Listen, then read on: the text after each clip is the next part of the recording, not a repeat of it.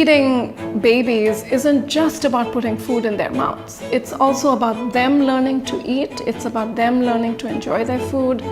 It's about a positive interaction between parents and babies, and about food being part of that positive relationship. My name is Dr. Purnima Menon, and this is my mini parenting masterclass on your baby's first foods. So 6 months is just about the right time to start introducing babies to first foods. It's a time when breast milk stops being enough in terms of fulfilling nutritional needs. It's also a time when children are developmentally ready and are themselves interested in trying new foods. So 6 months is just about right. It's quite important that these first foods be as packed with nutrients as we can possibly make happen. So pureed colored vegetables like carrots and pumpkin and sweet potatoes, pureed fruits are nice. You can feed them pureed meats if your family eats those. Eggs are a great first foods for babies. You can actually modify almost anything you're eating at home. You just need to mash it up and puree it a bit for babies.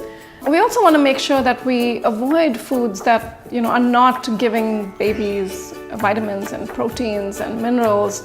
So we want to make sure that those first foods are not excessively sugary, they're not excessively salty, but really that they're packed with the right kinds of nutrients to grow brains. So if you're starting first foods when babies are 6 months old, you absolutely need to puree them. First foods need to be soft. The babies need to be able to swallow them easily. Now you can adapt this over time. So when you first introduce foods, you need to puree them, but you can adapt the texture a little bit as the babies grow a little bit older. First foods are about so much more than just about the food. It's about culture, it's about love, it's about children learning to become part of our families. And if parents keep that whole picture in mind, it just takes the stress off a little bit from just getting food into your baby's mouth. And I think the best thing we can do is remind ourselves that children are learning. They're learning who we are, they're learning what foods we eat as families, they're learning what they like, because they don't know what they like until they taste it. And we're learning about them when we see them experience those foods. So it's really important not to be stressed. It's really important to approach it with patience, with persistence, and really a lot of love, because it is about learning in the end. Oh, babies refuse foods all the time. And again, we have to remember it's them learning. You're tasting something new.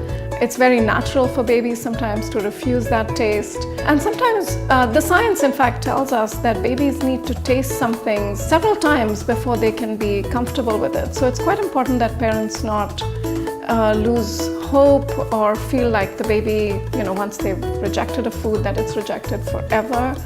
And the best things we can do as parents is to again, to relax and try again.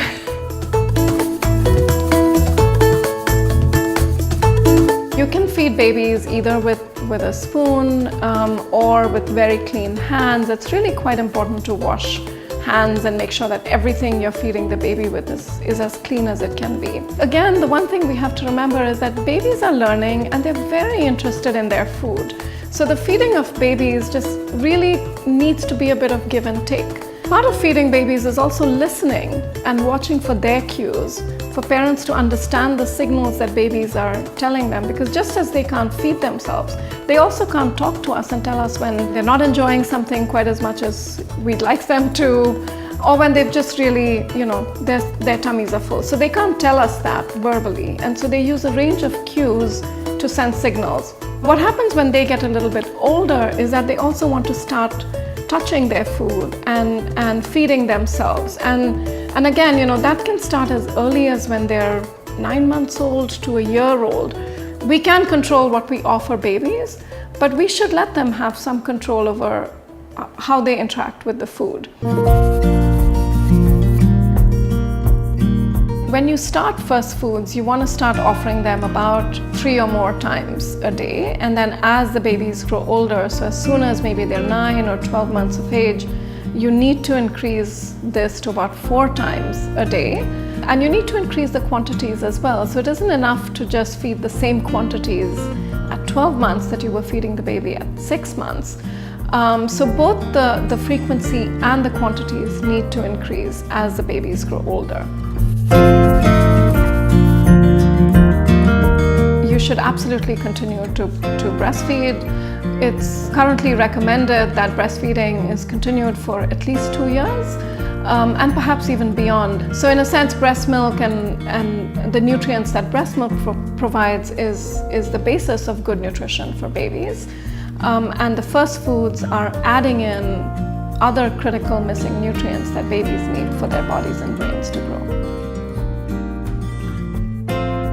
Parents spend a lot of time feeding babies in those first few years of life, and so feeding moments also offer opportunities for play and opportunities to demonstrate love. They create opportunities for language development, so parents speak to children about the food, or they speak to them when they're feeding them. So first foods isn't just about nutrition for the brain. It's also about creating opportunities to bring together nutrition, play, positivity, the things that we know really help babies' brains grow very well.